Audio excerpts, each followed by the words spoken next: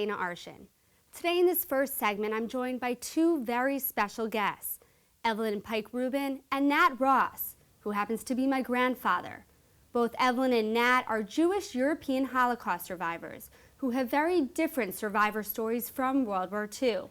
But we're here today to talk about the importance of hearing their firsthand accounts now, while we still can. Evelyn and Nat, thank you both so much for coming out today. So in this first segment, we're focusing on the importance of hearing your firsthand accounts since you're part of the last generation of survivors. But just to give the audience some background, can you briefly tell us about your past Holocaust experiences? When the Germans occupied Poland, they put us, the Jews, in a ghetto. From the ghetto, they selected the Jews and they sent to forced labor camp, which I was one of them. After the forced labor camp in 1943, they liquidated and they put us to an extermination camp, which it was Auschwitz. And I was there in Auschwitz in 1943. Did you lose any family?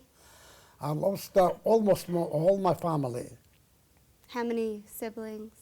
How many? My father, they killed right on the spot they came in. And my mother with a little sister and a little brother, and my older sister, they took them to Baba Yar where they were exterminated.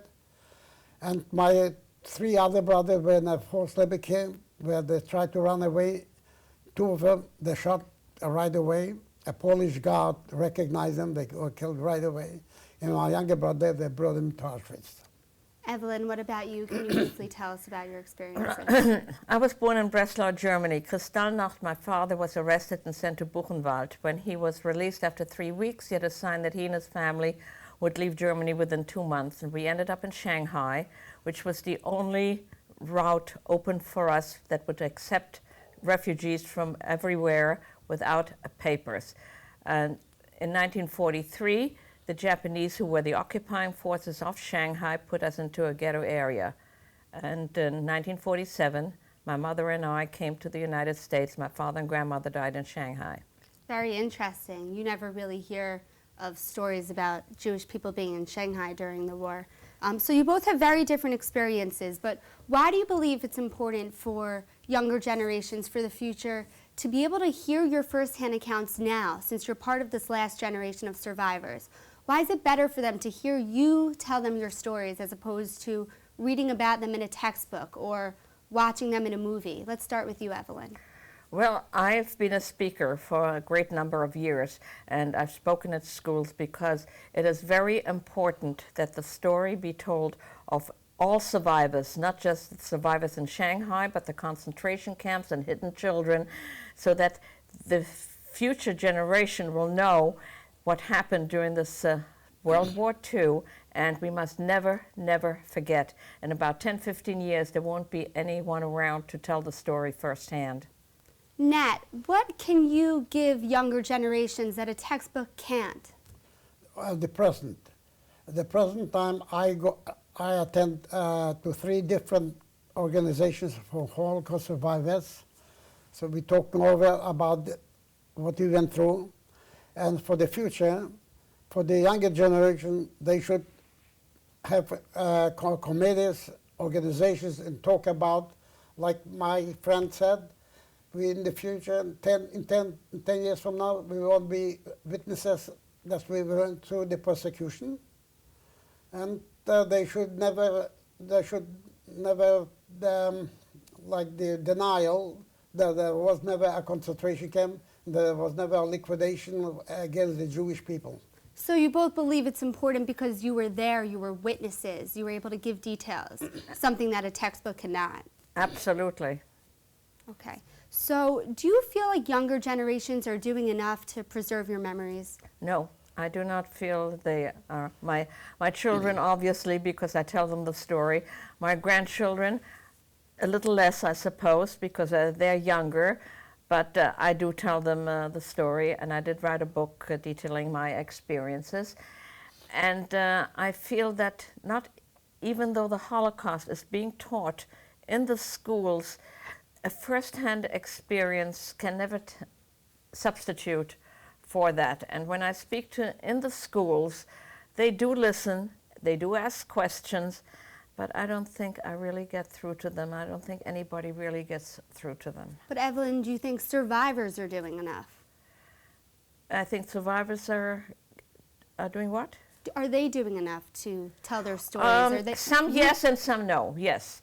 There are many survivors who have written books, who have told stories, who have been in documentaries. I've been in various, and there are others who have been in documentaries too. They are doing, and yet there are so many that, because of the pain they experienced, especially concentration camp survivors, that are not speaking up enough because they're unable to do so. But it is so important because the young generation has to know what went on. Because God forbid it can happen again if you don't know what happened. Nat, what more can younger generations do? What more can your grandchildren and...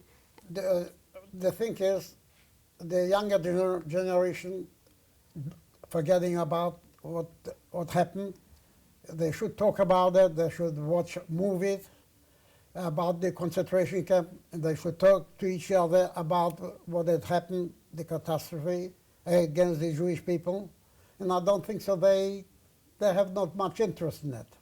Do you fear that there are Holocaust deniers out there, that after you're gone, people are going to say the Holocaust never happened? Or are you confident that your stories will live on and that the younger generations are doing at least something? Spielberg made the documentary about the concentration camp and what happened in the Holocaust. Now, the deniers, there will be no witnesses in 10 years from now, and the deniers will keep on telling that it never existed, never happened. That's why the young generation, the Jewish people, young generation, should be active, very active in talking about it. That shouldn't be a forgotten thing, what the Jewish people went through, the Holocaust, the extermination camps. Evelyn, very briefly before we wrap up, what are your feelings on people who Well, deny the Holocaust? there will always be revisionists and there will always be deniers. There are always people who take it upon themselves to try and skirt around history. It has always been that way, it will always be that way. But I don't think that the deniers really get through. There have been court cases about it, as we know, and they've lost. But hopefully the young people will watch documentaries, will watch films that are based on fact, and will read books.